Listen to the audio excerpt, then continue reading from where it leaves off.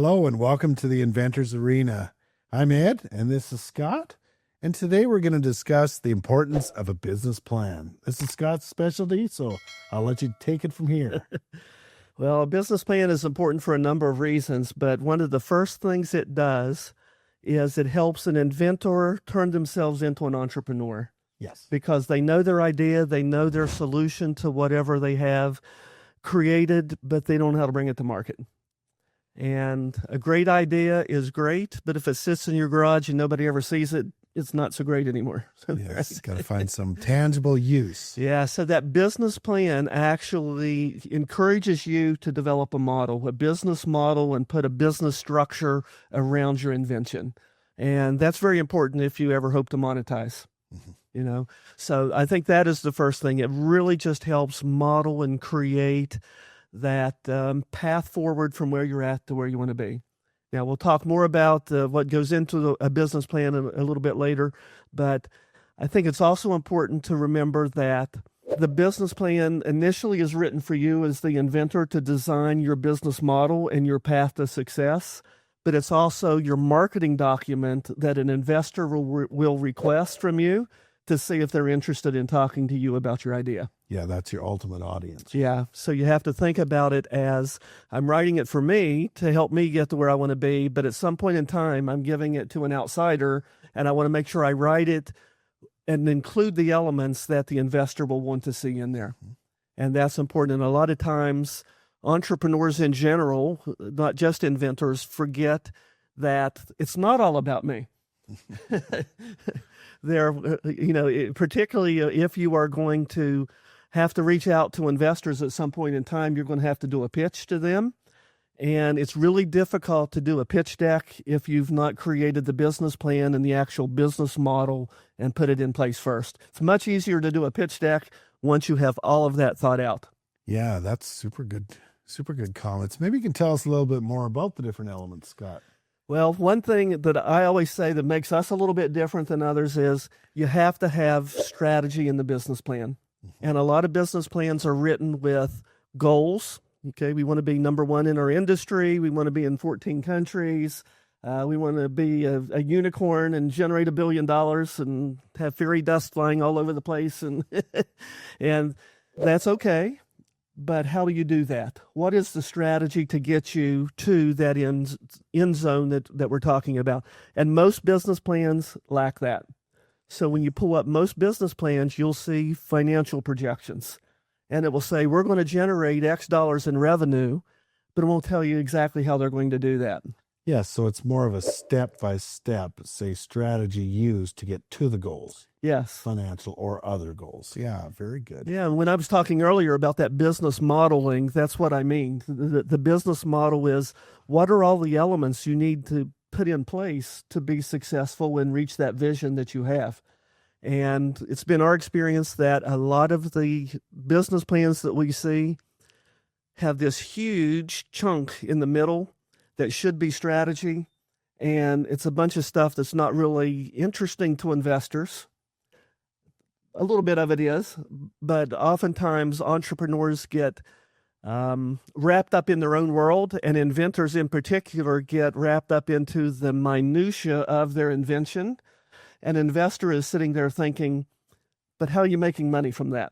Yes. It's great that it can do all of that, but talk to me about competition. Talk to me about the industry. Talk to me about the price point and the ideal customer and those elements. And a lot of times a regular business plan lacks those. Yeah, and see, with what you're talking about now, the strategy goes all through it, and it gives the investor the confidence knowing this is thought through. This is not just a to Z thing. This is an A to B to C to D, and then eventually to Z, but you've got strategic points along their steps to get there in a realistic, real world scenario. Yeah. And they like to see that. And if they don't see those elements in there, it's a red flag. Yes. Yeah. And it shows your sophistication or lack of, as an inventor. And really, if an investor is not looking for that, that's like, what? Yeah. So it's, and I think it's so important when you've got that plan together, now you got something to stay on. Like you've got these tracks rolling down so you can follow the tracks. You're not off course. You're rolling in a forward direction, right? So it helps you with your timing, helps you with your budget, strategically meeting your goals, right? Those little steps, forward movement, like we talked, and a clear path.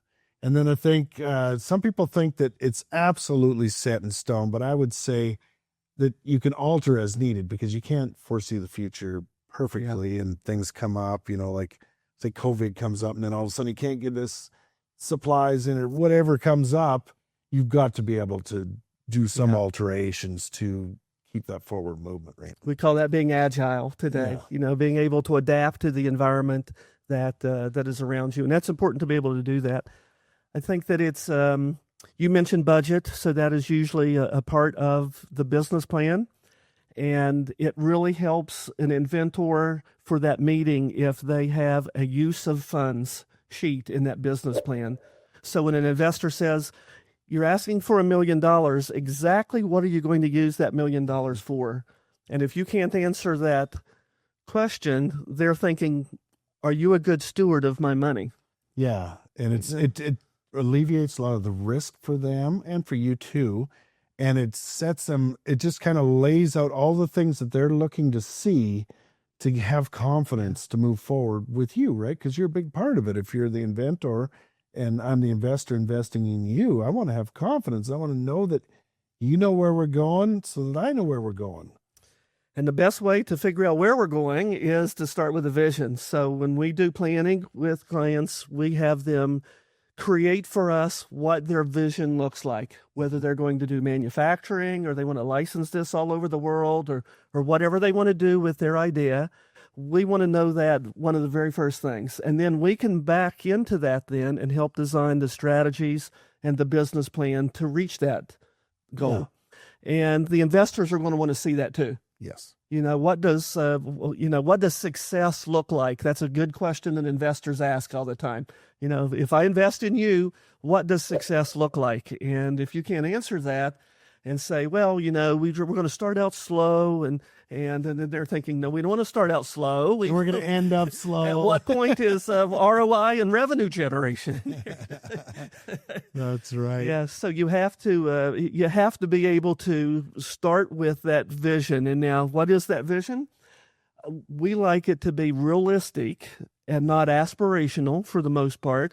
But it can be a little bit, but we want to make sure that the day success is reached, you recognize it, and so does the investor. Yeah, and then you can keep going from there, right? You plan for success, and now you've reached a success point, and now you can go for more success, right? Move to the next stage, yes. And quite often, taking into account, too, is obstacles, because there's going to be obstacles, and that's why we talked a little bit earlier about altering the plan potentially, too, but plan in the obstacles, too, potentially, right?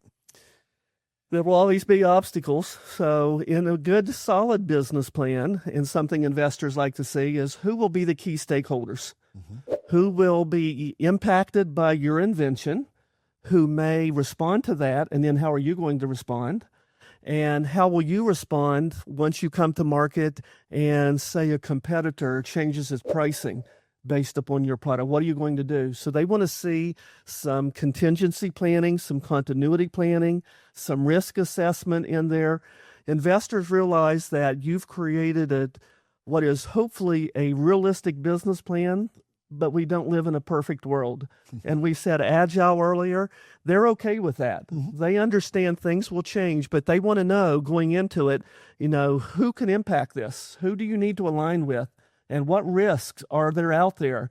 And you better have identified and be able to say, well, the government might regulate this industry in 3 years. Oh, really? We would like to know that. Can you share more information about that? Yeah, it really cuts down your risk. And I guess a stakeholder would be anything or anybody that affects your product or whatever's coming out on the market or in the market. Or be impacted by it or affected by it, because they will have a counter move.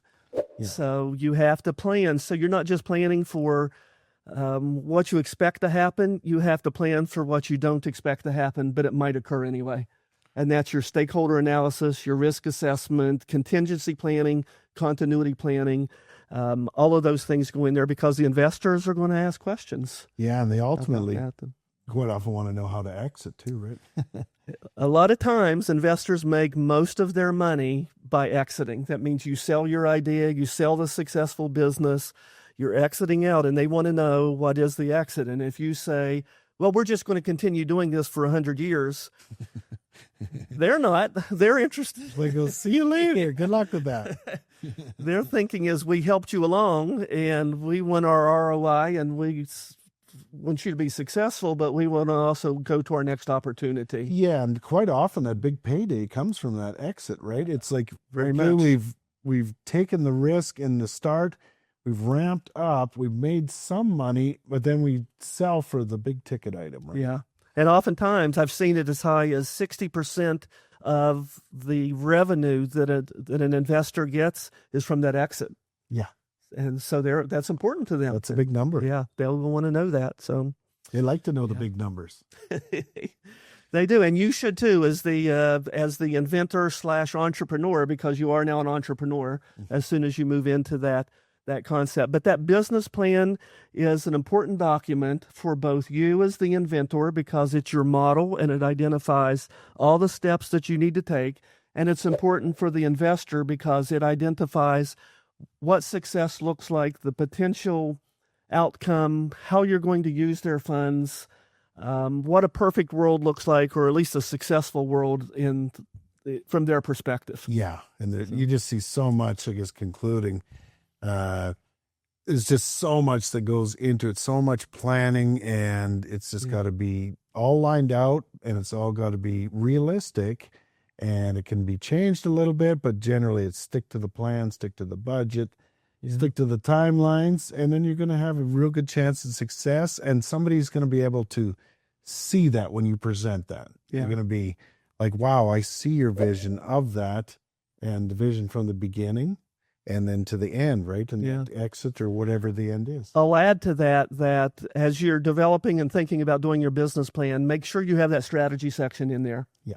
That is very important. And don't go online and download templates because investors see those all the time and they think you are an entrepreneur, you are an inventor, but you're not creative enough to even create the document that you're going to share with me. You just had to go, take somebody else's document. They recognize that early on. Every business plan looks different. Yeah, that's what shows your lack of sophistication in that area, right? It's like you're taking a generic business plan and trying to make it what it really should be, which is a professional one with all kinds of strategy all laid through it. Yeah.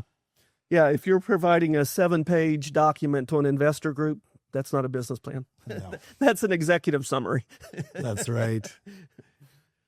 Yeah. So I guess pretty much ends this for today. We're going to obviously have quite a few more episodes on business plans because they're just so in depth. But today we just wanted to have Scott introduce the main subjects and elements of it for you to think through. We'd invite you to go to the inventorsarena.com website.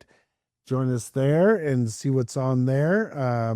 We always encourage in joining inventors groups. We've got a map on there. If you scroll to the very bottom, get hooked up with an inventors group and see how you can help each other.